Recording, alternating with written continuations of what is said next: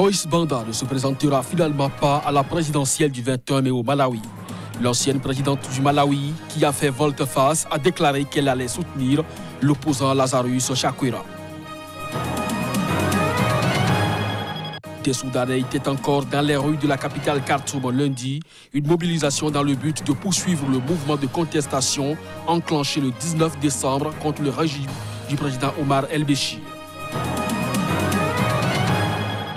Le cyclone Ida, qui a frappé le centre du Mozambique jeudi, a engendré d'énormes dégâts. Le bilan pourrait dépasser le millier de morts, d'après le président mozambicain Filipe Nyusi. C'est là la charpente de cette édition. Mesdames et messieurs, bonjour et bienvenue. Joyce Banda ne se présentera finalement pas à la présidentielle du 21 mai au Malawi. L'ancienne présidente du Malawi, qui a fait volte-face, a déclaré qu'elle allait soutenir l'opposant Lazarus Chakwera. Reportage. L'ancienne présidente du Malawi a bel et bien confirmé son retrait de la course présidentielle. La décision de Joyce Banda de se retirer a été approuvée par la direction de sa formation, le Parti populaire. Selon un communiqué commun du PP et du Parti du Congrès du Malawi, la principale formation de l'opposition. Il s'agit du dernier coup de théâtre de Joyce Banda dans la course à la présidentielle. Je voudrais donc confirmer et affirmer que j'ai retiré ma candidature et que je soutiens la candidature du docteur Lazarus Chakwera avec plaisir et de manière positive. Joyce Banda et l'actuel vice-président Saulos Chilima, en rupture de banc avec le chef de l'État Peter Mutharika, avaient annoncé en février une coalition pour désigner un candidat commun pour affronter le président sortant. Mais quelques jours plus tard, elle avait finalement annoncé qu'elle faisait cavalier seul pour la présidentielle, rompant l'accord conclu. Des Soudanais étaient encore dans les rues de la capitale Khartoum lundi. Une mobilisation dans le but de poursuivre le mouvement de contestation enclenché le 19 décembre contre le régime du président Omar El-Béchir. Lundi, des manifestants ont protesté dans le quartier Bahari, dans le nord de la capitale, et dans la rue 60 à Khartoum. Comme à l'accoutumée, la police a tiré des gaz lacrymogènes sur les contestataires défilant dans la rue 60, d'après des témoins. Liberté, paix, justice, scandaient des foules de protestataires qui réclament depuis bientôt 3 mois le départ du président Omar El-Béchir au pouvoir depuis 1989, l'accusant notamment de mauvaise gestion économique. Selon un bilan officiel, 31 personnes sont mortes depuis le 19 décembre. L'ONG Human Rights Watch évoque au moins 51 morts. En effet, le service national du renseignement et de la sécurité mène la répression et a arrêté depuis décembre des centaines de manifestants, leaders de l'opposition, militants et journalistes, d'après des ONG. Déclenchées par la décision du gouvernement de tripler le prix du pain, les manifestations sont quasi quotidiennes depuis près de 3 mois. Face à une contestation qui perdure, le président Béchir, âgé de 75 ans, a décrété le 22 février l'état d'urgence dans tout le pays. Depuis, les manifestations se sont raréfiées. Il a également instauré des tribunaux d'exception pour juger toute personne ayant violé l'état d'urgence. La contestation a pris ces derniers temps la forme de rassemblements hebdomadaires, principalement à Khartoum et dans la ville voisine d'Omdurman. Le Soudan est confronté à une inflation de près de 70% par an et fait face à un grave déficit en devises étrangères. Ce lundi s'est ouvert à Addis Abeba, en Éthiopie, une réunion de suivi de l'accord de paix centrafricain signé à Khartoum le 6 février dernier. Les 14 groupes armés signataires avec le gouvernement doivent discuter de ces modalités d'application. Les précisions. Il sera notamment question du nouveau gouvernement d'unité nationale, disposition de l'accord de Khartoum. Annoncé le 3 mars dernier, la composition de ce gouvernement a provoqué la colère de certains groupes armés. L'Union africaine demande aux signataires de l'accord de Khartoum d'assouplir leur position. Ce test, censé ramener la paix en Centrafrique, n'a même pas 2 mois, mais il est déjà bien fragilisé. Le gouvernement nommé après sa signature est censé répondre à l'exigence d'union nationale, ne satisfait pas tout le monde. Plusieurs groupes armés signataires du test disent vouloir le dénoncer. Des ministres de la nouvelle équipe prévoient de démissionner. Mais pour Smaïl Chergui, commissaire paix et sécurité de l'Union africaine et médiateur du dialogue centrafricain, il existe encore d'autres solutions pour créer l'unité nationale. L'inclusivité ne concerne pas le gouvernement. Il y a d'autres institutions de l'État, tant au niveau national que local et ailleurs. Donc, à mon avis, on arrivera à une solution. Je crois qu'il est dans l'intérêt de tout le monde de faire des compromis nécessaires pour que nous puissions arriver à un gouvernement qui soit aussi fonctionnel et qu'on puisse réellement démarrer maintenant les autres questions qui sont incluses dans l'accord. Sur le bureau de l'Assemblée nationale, il y a déjà le projet de test sur la décentralisation qui va être examiné dans les jours prochains. Donc, on voit bien qu'il y a une très bonne disponibilité de part et d'autre pour faire avancer les choses. Et le respect de la différence.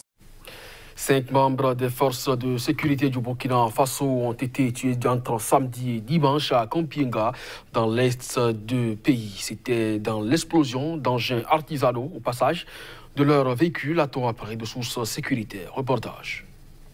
Un véhicule militaire du groupement central des armées a sauté dimanche soir dans la zone de Kampienga, tuant 3 soldats, a déclaré une source sécuritaire.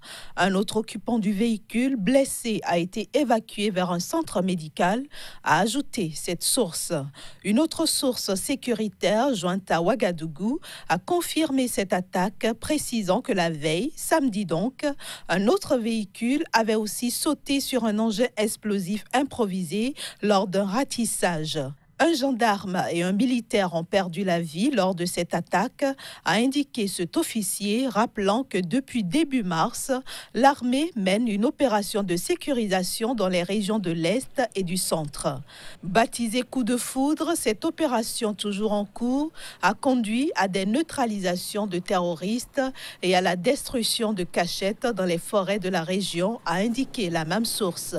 Le Burkina Faso est confronté depuis 4 ans à des attaques de plus en plus fréquentes et meurtrières attribuées à des groupes djihadistes. D'abord concentrés dans le nord du pays, puis la capitale et d'autres régions, notamment l'Est. Ces attaques ont fait depuis 2015 des centaines de morts. Les forces de l'ordre burkinabé ont le plus grand mal à enrayer la spirale des violences, bien qu'elles assurent régulièrement procéder à des opérations contre les groupes djihadistes. Depuis le 1er janvier, l'état d'urgence a été décrété dans 14 provinces sur 45, accordant des pouvoirs supplémentaires aux forces de sécurité, dont celui de procéder à des perquisitions à domicile de jour et de nuit. 21 militaires maliens ont été tués ce dimanche à l'aube dans une attaque contre leur camp à Dioura, dans le centre du Mali. Selon des sources locales, l'opération a été menée par un groupe terroriste dirigé par un déserteur passé dans les rangs djihadistes en 2012. Les précisions. 21 corps de militaires maliens ont été enterrés dimanche à côté de Dioura, dans le centre du Mali. Ils ont été tués au cours d'une attaque menée contre le camp de l'armée malienne à Dioura. Selon les forces armées maliennes, l'attaque a été commise par des groupes terroristes sous le commandement de Bahag Moussa, un colonel déserteur de l'armée, proche du chef djihadiste touareg malien Yag Ag-Gali. Outre les pertes en vies humaines, les forces armées maliennes enregistrent également des dégâts matériels. Mardi dernier, 6 militaires maliens ont été tués après que leur véhicule ait sauté sur une mine dans la région de Mopti. 2 soldats français de Barkhane avaient été grièvement blessés quelques jours plus tôt dans leur campement temporaire près de la frontière du Niger. Le nord malien était tombé en mars-avril 2012 sous le contrôle de groupes islamistes liés à Al-Qaïda qui en ont été en grande partie chassés par une intervention militaire internationale qui se poursuit. Depuis 2015, ces attaques se sont étendues dans le centre et le sud et le phénomène déborde sur les pays voisins, notamment le Burkina Faso et le Niger. Selon les Nations Unies, ces attaques s'ajoutent à des conflits intercommunautaires qui ont déjà fait plus de 500 morts parmi les civils dans le centre en 2018. Direction le Cameroun, l'édition 2019 du Salon international des métiers et de l'emploi fait un gros plan sur les opportunités d'emploi qu'offre le secteur portuaire.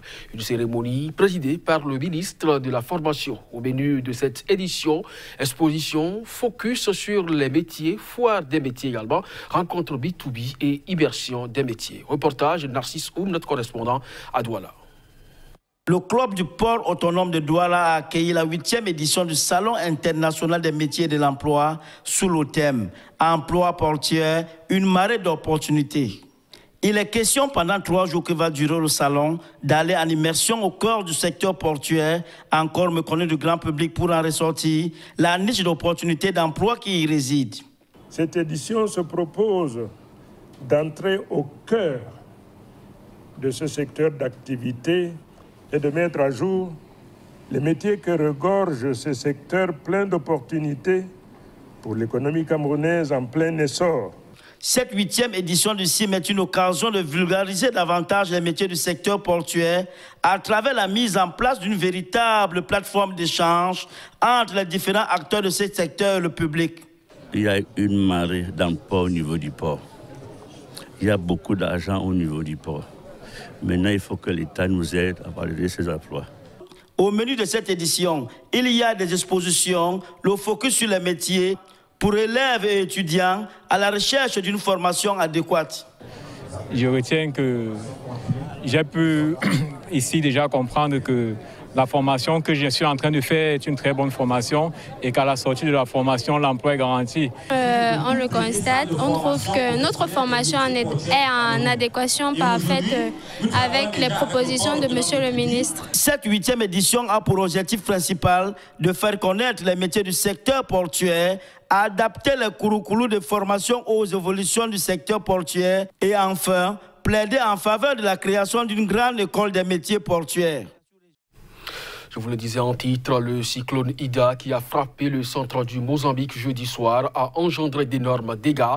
Le bilan pourrait dépasser le millier de morts d'après les propos du président de la République.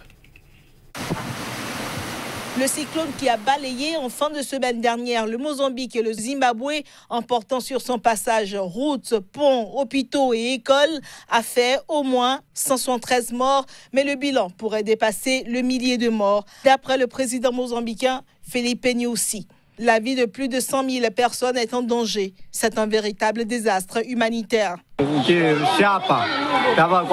Les tôles en s'envolant ont décapité des gens. Certains sont à l'hôpital. On a vraiment mal. On n'a pas de secours ici. On mange mal. On dort mal. On n'a plus de maison. La menace la plus importante maintenant est encore plus grande que le cyclone. Ce sont les inondations. Parce qu'il pleut de plus en plus et que les niveaux des bassins augmentent. Nous nous trouvons dans la partie la plus basse de la province, ce qui veut dire que toute l'eau vient ici. Le cyclone Idai et ses vents d'une extrême violence associés à des pluies torrentielles se sont abattus sur le centre du Mozambique jeudi soir avant de poursuivre leur course au Zimbabwe voisin. Et là, le pays n'a jamais connu des destructions d'infrastructures d'une telle ampleur. Devant la portée des dégâts, le président Emmerson Mnangagwa est rentré précipitamment d'un voyage aux Émirats arabes unis. L'association médicale du Zimbabwe a lancé un appel aux volontaires pour venir en aide aux sinistrés. Voilà qui referme cette édition. Merci à vous de nous avoir suivis. Très bonne journée en compagnie des programmes de SICA.